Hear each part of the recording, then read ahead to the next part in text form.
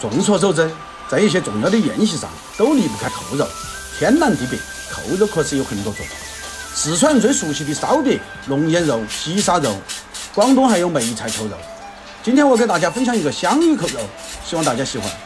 五花肉的表皮落胶后，刮洗干净，锅中加上适量清水，投入姜片和葱段，把五花肉冷水下锅，淋上少许料酒，煮30分钟。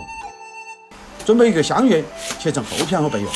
香芋一般产自广东或是广西，本地没得店，可以在陌陌上去买。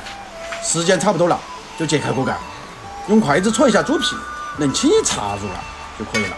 捞出来，趁热用竹签在肉皮上炸上一些小壳，撒上少许的白糖，撇打涂抹均匀，再淋上少许老抽，涂抹均匀。这是给猪皮上色，亮亮。重新起锅，锅中下宽油，油温烧至6成左右，放上一个漏勺，把五花肉放入漏勺中，这样做是为了防止粘锅。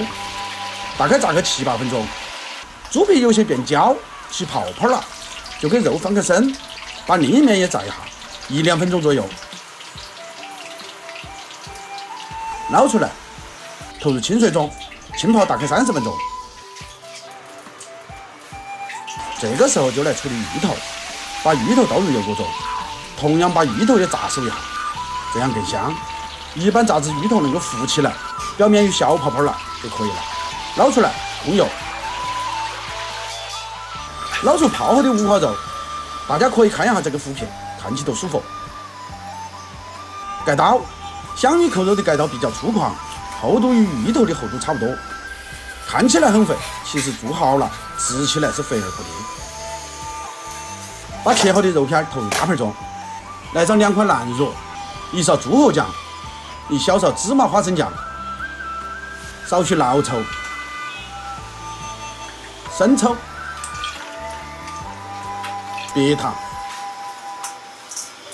盐、鸡汁儿。一起搅拌均匀，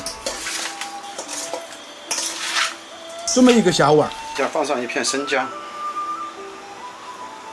，1块肉，1块芋头，按这样摆放，放满8块，在边上放一些边角料，蒸锅上切，把装好的扣肉放入蒸锅中。这种比较厚的扣肉，一般需要蒸1个小时以上，才能达到我们想要的效果。所以锅中的水要一次性加够，中途不好加水。大火蒸个15分钟，就可以转成中火，节省点煤气费。时间差不多了，就揭开锅盖，取出蒸好的扣肉，用一个盘子扣在碗上，快速翻转过来，一道香味浓郁、肥而不腻的扣肉就大功告成了。你学会没有？来，粉丝献策。其实换在以前，扣肉这种菜都是被人抢着吃，现在好像真的没得那么受欢迎了。究其原因，就是大家生活好了，可以选择的也多了。所以有些时候满足很简单，以前是一盘扣肉，现在可能只需要一碟精致的小菜。不同时节遇到不同的面，用不同的美食制约。点赞收藏起来，我是厨子，下期见。